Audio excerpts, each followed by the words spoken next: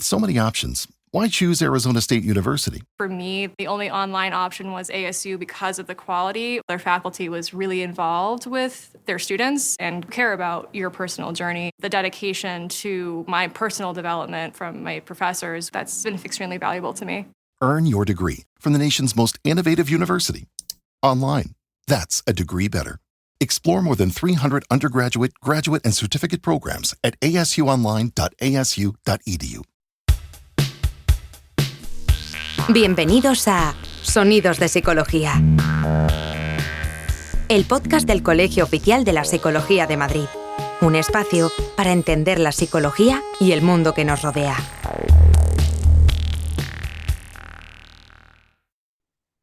Muy buenos días, bienvenidos a todos a un nuevo programa de Sonidos de Psicología, el podcast del Colegio Oficial de la Psicología de Madrid. Y hoy, con motivo del Día Mundial por la Salud Mental, tenemos un programa muy especial, ¿verdad, Álvaro? Eso es, hoy es 10 de octubre, Día de la Salud Mental, y en un mundo que nos bombardea un poco con imágenes de felicidad perfecta, ¿no? En redes sociales, donde a menudo hay que intentar mantener la sonrisa, hoy queremos hablar de la verdadera salud mental. Hoy, como siempre, no estamos solos, contamos con Edgar Cabanas, que es doctor en psicología y profesor de filosofía en la UNED. Hola, Edgar, muchas gracias por estar aquí. Muchas gracias por la invitación y es un placer ser entrevistado aquí en el COP de Madrid. Cuando nos planteamos este programa lo planteábamos desde buscar un pequeño giro al tema de la salud mental. Al final es un tema que lleva bastante de moda los últimos años, cómo favorecer la salud mental, cómo luchar contra los trastornos psicológicos, los problemas psicológicos, y que al final pueden llegar a ser problemas vitales, sencillamente. Y dentro de ellos hay un concepto bastante extendido, que es el tema de la positividad o la positividad tóxica, que se ha vuelto cada vez más relevante cuando hablamos de salud mental. Habla de esa presión que sentimos para mantenernos positivos en situaciones en las que quizás es que no tenemos que ser positivos. Para los oyentes que tenemos que no están muy familiarizados o quizás se confunden un poco, ¿puedes darnos una definición más precisa de positividad tóxica o cómo se manifiesta en nuestra sociedad y qué impacto tiene en nosotros? Uh-huh. Bueno, primero de todo, hablando de salud mental, decir que esta positividad tóxica de la que hablamos es una amenaza para la propia idea de salud mental, por lo cual es importante abordarla. Positividad tóxica, qué nos podemos referir con ello? Pues nos referimos a esta presión excesiva y presión contraproducente por perseguir estados positivos, digamos, a toda costa, ¿no? Uno de ellos, pues, es claramente un ejemplo de ellos es la felicidad. Existe una presión social y que asumimos también personalmente por la idea de que tenemos sí o sí que ser felices, aunque no sepamos muy bien qué es eso ni cuándo lo somos realmente, ¿no? Que es otro de los problemas que se encuentran dentro de esta definición de la búsqueda de la felicidad, que no sabemos cuándo es suficiente, somos lo suficientemente felices, ¿no? Lo cual añade también presión e introspección a la idea de somos realmente felices, podríamos serlo más.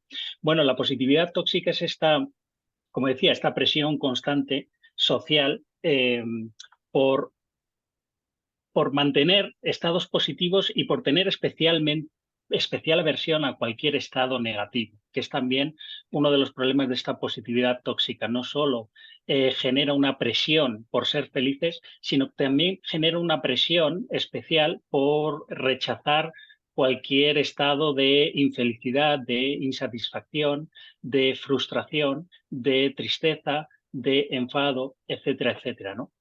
En este sentido, hace una división taxativa entre lo que sería positivo o bueno y lo que sería negativo o malo, pero sabemos que no existe tal diferencia y que no siempre lo bueno es bueno y no siempre lo malo es malo, aunque, digamos, parezca contra el sentido común, pero es cierto, ¿no? Ni todas formas de enfado o de tristeza son siempre malas, sino que son buenas de cara también a nuestra salud mental para entenderla, ni todos los estados positivos siempre generan resultados que son buenos para nosotros o para nuestra salud mental.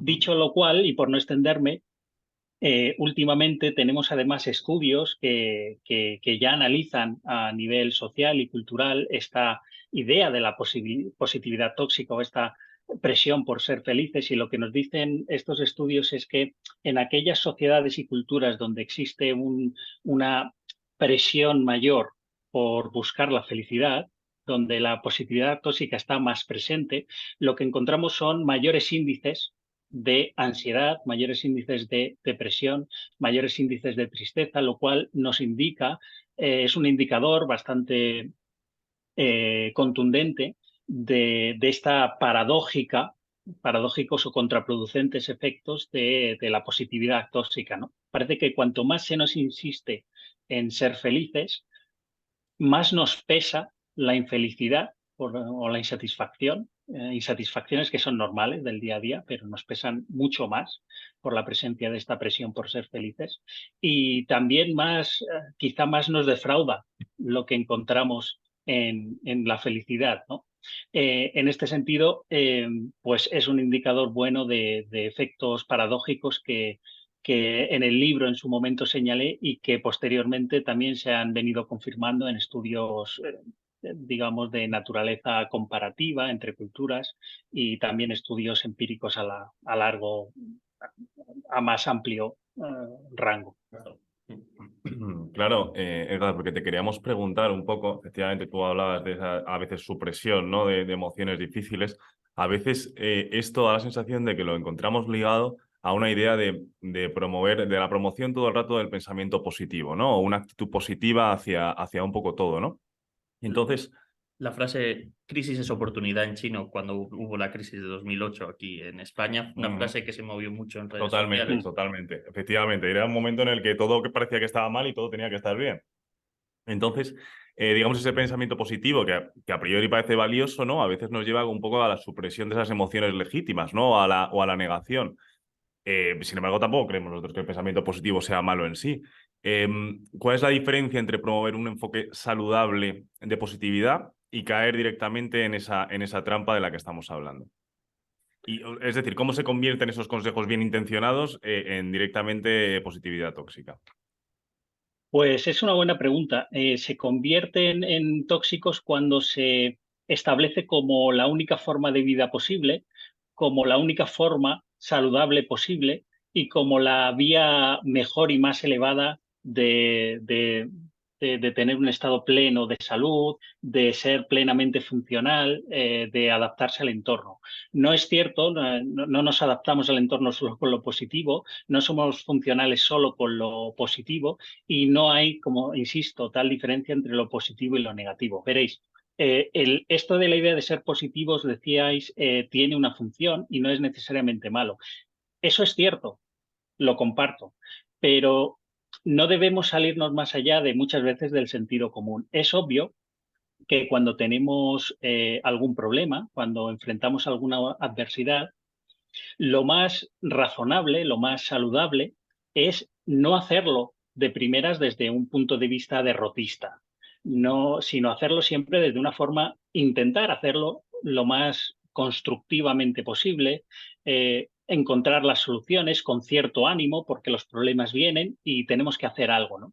Y tener una cierta actitud constructiva, cierta actitud de superar esos problemas es perfectamente saludable. Yo eso lo integro dentro de cierto sentido común, que no es necesariamente la cultura de la positividad, porque la cultura de la positividad, como decía, va más allá. No solo dice que eso es lo único posible, sino que además relaciona todo lo que se supone que es positivo con la felicidad, con la salud, con la productividad, con la capacidad de adaptación, etcétera.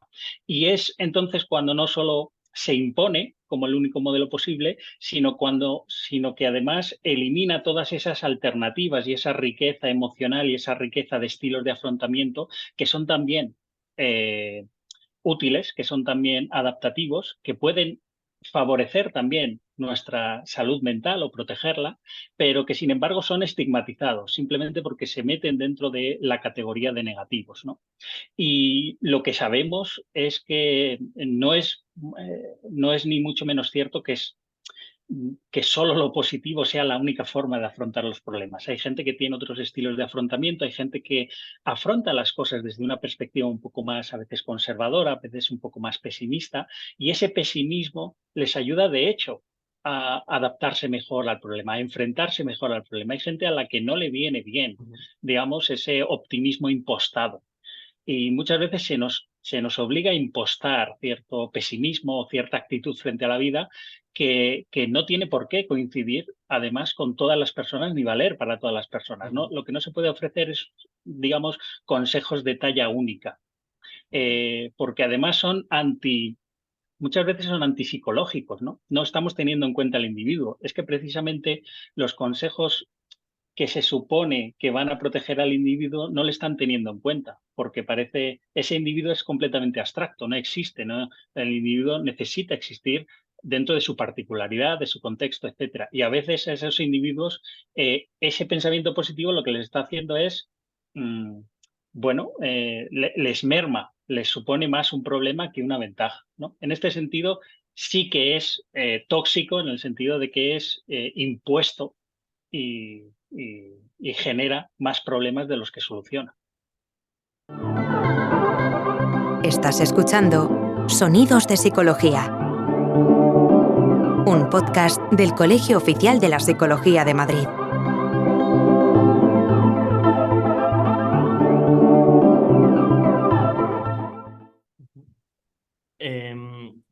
Justo sobre esto, sobre estos individuos, esta individualidad que quizá no se tiene en cuenta, esta manera de sacar a las personas de su contexto, de su idiosincrasia y volverlas como invisibles, creo que es la palabra que has dicho. Nos preguntábamos cómo afectan esto las redes sociales, porque las redes sociales, sobre todo aquellas que se basan en las imágenes, como TikTok o Instagram, muestran muchas veces momentos muy descontextualizados, quizá muy bonitos, quizá muy bellos, pero muy descontextualizados, que muestran una versión muy idealizada de la vida, desde lo más mainstream que puede ser una persona en la playa, a imágenes con colores muy medidos, con diseños muy medidos y que quieren transmitir una idea muy concreta. Y son estas versiones idealizadas una de las cosas que pueden presionar a los demás a ocultar pues esos estados de malestar, porque además incluso cuando se expresa el malestar se expresa desde una perspectiva un poco estética. Entonces, ¿cómo esa presión de ser feliz ha afectado a ser auténtico en redes sociales? ¿Y se puede ser auténtico en redes sociales o están inundadas de esta cosa que estamos llamando positividad tóxica? Es también una buena pregunta. En este caso, lo que hay que tener en cuenta es que las redes sociales son un negocio para mucha gente, sobre todo para gente que cada vez más vive de ello y que vive de una imagen que está construida, teatralizada, donde todo el proceso para llegar ahí está oculto, está entre bambalinas. Solo vemos lo que se nos quiere mostrar. ¿Y qué es lo que se nos quiere mostrar? Pues se nos quiere mostrar cierta imagen de éxito, de alguna forma. Tenemos todavía culturalmente muy vinculada la idea de felicidad, digamos, a la idea de éxito personal, ¿no? Éxito en algún sentido, pues ahora me he convertido en esto, ahora soy más que antes, tengo más éxito, tengo más seguidores, tengo más dinero, etcétera, etcétera. Toda esta imagen que se nos vende en las redes sociales, quien nos quiere vender esta imagen de éxito, obviamente nos muestra solo una parte del proceso, nos muestra el resultado. Y lo que no tenemos en cuenta es que todo eso, digamos, es teatro. Está hecho, digamos, de cara a que nosotros consumamos imágenes que en algún sentido nos pueden dar la sensación de que hay cercanía con esa persona o que sobre todo de que podemos llegar a ser esa persona, ¿no? Es siempre la idea de que podemos llegar a ese estado. En este sentido, no son auténticos en el sentido estricto de la palabra. Nadie puede ser auténtico en un ambiente que está completamente teatralizado, ¿no? Y eso muchas veces lo que genera, obviamente, esa teatralización genera imágenes ideales. Y las imágenes ideales son, por definición, inalcanzables en algún sentido o alcanzables solo por unos pocos, ¿no? ¿Qué es lo que ocurre?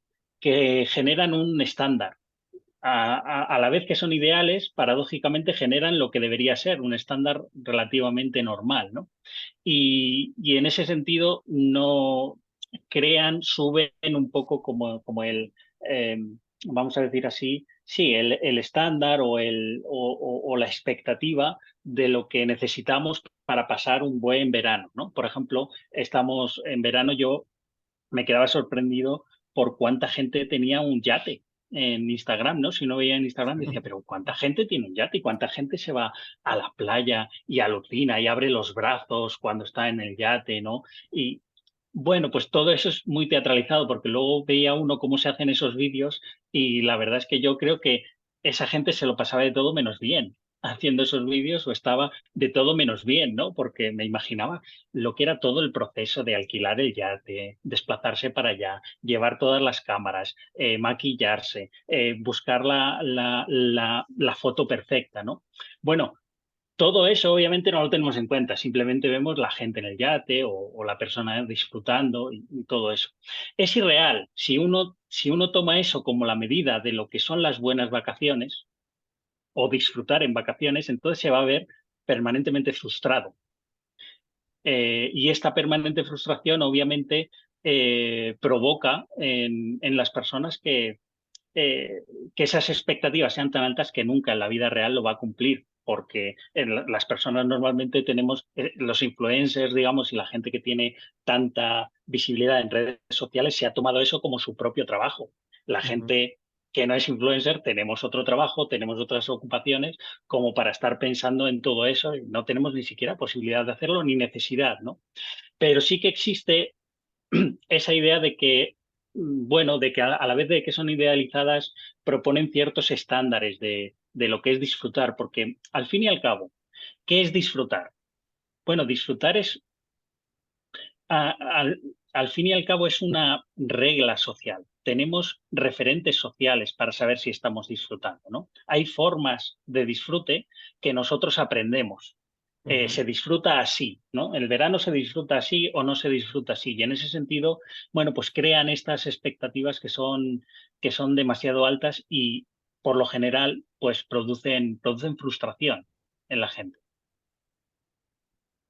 Es que es muy interesante lo que comentas, Edgar, y además, hablando de las redes sociales, claro, es cierto que incluso nosotros podemos elegir quizá no estar ahí, ¿no? O hacer una reflexión, ¿no? Sobre todo lo que sucede como quizá estamos haciendo ahora. Pero, por ejemplo, en el mundo real, en la vida a día, nosotros estamos obligados a interactuar con los demás. Estamos obligados, entre comillas, ¿no? A hablar con los demás, a cruzarnos con ellos, a compartir lugares de trabajo, bueno, lugares de ocio, cualquier tipo de lugar, ¿no? En ese sentido, nosotros hablábamos acerca de un poco una hipótesis, ¿no? De que bueno, tenemos una carga de estrés, ¿no? Tenemos estrés en general, ¿no? Y nos preguntábamos si quizá parte de ese estrés no es algo un poco, quizá inconsciente, no viene de mantener esa fachada de estar bien respecto a los demás todo el rato. Es decir, aunque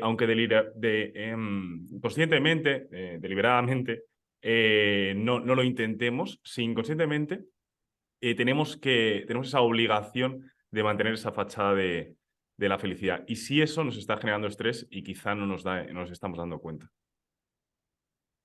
Es muy posible, mira, toda esta tradición del pensamiento positivo, ciertas ideas de felicidad que hemos ido adquiriendo, tienen origen en la cultura norteamericana. Y en esta cultura se han hecho muchos estudios al respecto de cómo esta positividad ha ido cambiando estas mismas relaciones, ¿no? Y crea ambientes en los que, por ejemplo, cada vez se toleraban menos las muestras de, vamos a llamarlo así, entre comillas, negatividad, ¿no? Es decir, la gente se relaciona cada vez más simplemente a través de sonrisas, a veces impostadas, de conversaciones que no hacen daño a nadie, que no molestan.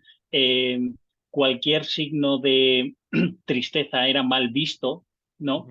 Por los demás. ¿Por qué? Porque se crean una dramaturgia de las relaciones, por decirlo de alguna manera, donde lo negativo cada vez está puesto más fuera. Pero claro, nuestra vida en general tiene claroscuros, tenemos negativos y positivos. Muchas veces las relaciones de amistad e íntimas con la amistad se basan en la idea de que podemos compartir cómo nos sentimos con unos y con otros de forma un tanto libre. Pero esa libertad queda expulsada cuando se habla de lo negativo y solo se deja introducir lo positivo. Entonces, estos estudios lo que decían es que cada vez había una atmósfera. Esta atmósfera positiva lo que hacía era cada vez más difícil relacionarse entre las personas. ¿Por qué? Porque, claro, tienen que mantener esa fachada y tienen que convertirse a veces en actores para encajar dentro de la dramaturgia de esas relaciones, ¿no? Tienen que actuar un poco. Tengo que suprimir lo que está mal y tengo que impostar lo que está bien. Y eso generalmente genera ciertas disonancias o ciertos problemas que al final sí acaban pasando factura de forma silenciosa, pero sí que se acumulan como formas de estrés de alguna manera, ¿no? En este sentido, creo que cuanto más hemos ido importando estos modelos, estos discursos, también hemos ido importando un poco esa forma de relacionarnos con los demás. Y también nos afecta. De alguna forma, es difícil de ver cuánto y cómo a cada persona le afecta, pero si hablamos en sentido un poco más general, un poco más cultural y social, creo que estos problemas que se aplicaban a esa cultura se pueden ir viendo cómo se manifiestan también en las nuestras, ¿no? Creo que sí, creo que tiene importancia este tema y en otros contextos además se ha hecho estos estudios o se han hecho estas observaciones, por ejemplo, en el ámbito del trabajo y lo que se ha llamado el trabajo emocional, ¿no? Los clásicos estudios de Arlie Hochschild, por ejemplo, con las trabajadoras de vuelo, con las azafatas, venían a mostrar esta misma idea de la teatralización de las emociones y eh, cómo tenemos que mostrar simplemente determinadas caras en determinados contextos y esa teatralización acaba pasando factura, en este caso en las propias azafatas, que mostraban problemas más altos de ansiedad, de estrés, depresión, etcétera, ¿no? Entonces, bueno, creo que es una pregunta relevante y algo que también es parte de esta cultura de la positividad y que también afecta, hablando de la salud mental, pues a la salud mental. Estás escuchando Sonidos de Psicología, un podcast del Colegio Oficial de la Psicología de Madrid.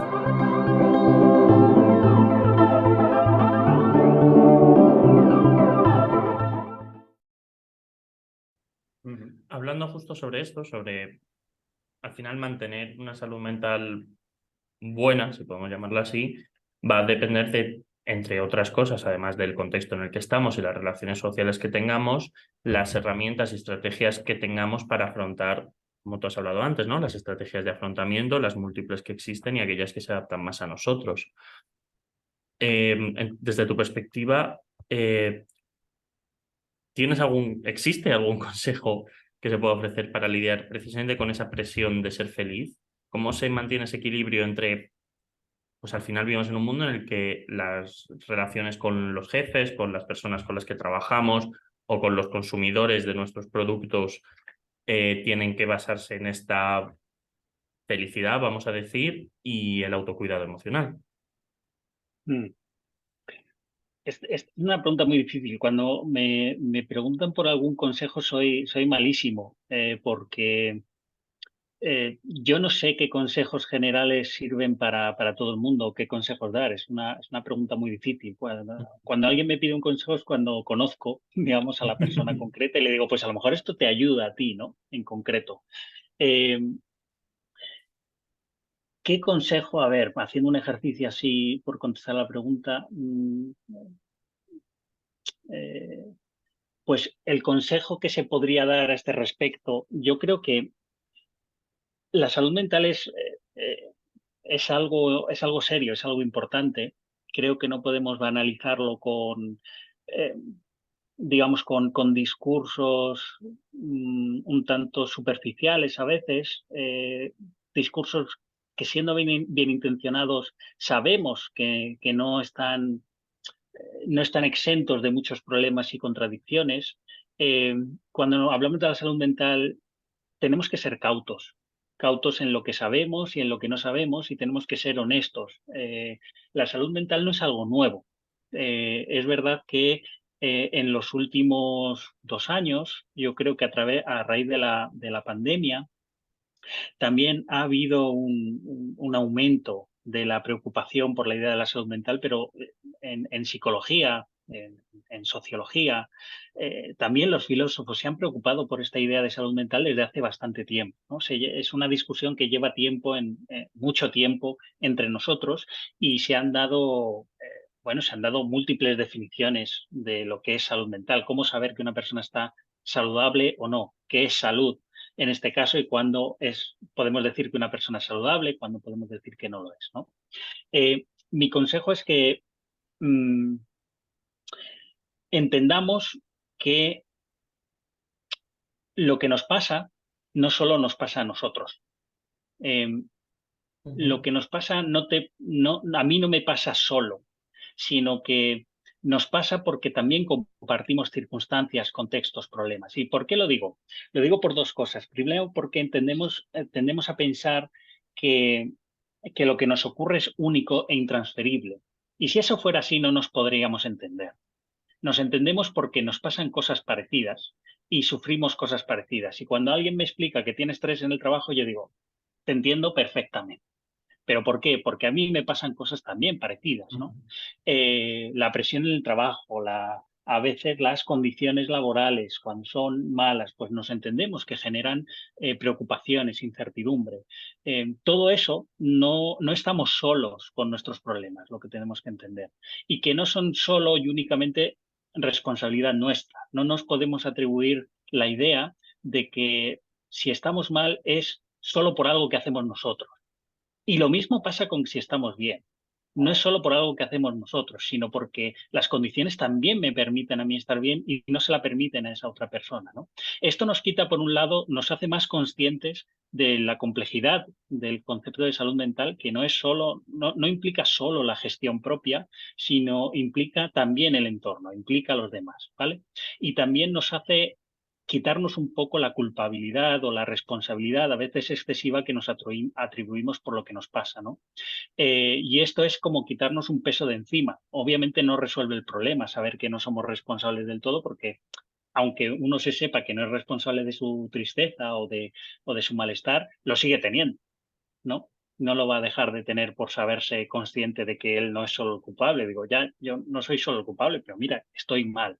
Es cierto que no solo eso resuelve el problema, pero sí que nos quita cierto peso de encima a la hora de eh, mirarnos siempre el ombligo y creer que somos el centro de todo el rato.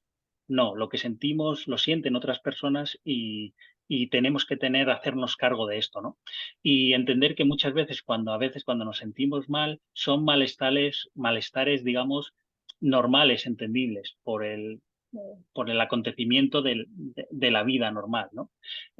Nosotros sentimos presión en el trabajo cuando tenemos mucha carga laboral, cuando tenemos que atender a mil y una cosas, cuando se nos impide muchas veces desconectar del trabajo, cuando nos requiere que estemos en el trabajo pero también conciliemos vida laboral, cuando se nos requiere que además de trabajar y tener vida familiar, pues nos mantengamos saludables físicamente y vayamos a hacer otra cosa, y aparte tenemos que estar atendiendo, bueno, pues en esa vida hay un estrés que es, bueno, el estrés contingente que todos estamos sufriendo bueno, pues por cómo están un poco las cosas, ¿no? Es un estrés cultural, es un estrés estructural, y hay veces que los malestares son, digamos, normales, entendibles. Eso no quiere decir que tengamos que simplemente aceptarlos, ¿no? Pero sí entenderlos de esa manera.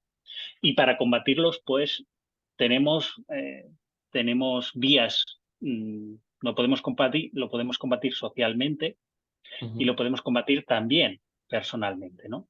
Creo que va antes lo social que lo personal, esa es mi perspectiva, pero eso no quiere decir que lo personal no tenga importancia, simplemente que viene un poco después.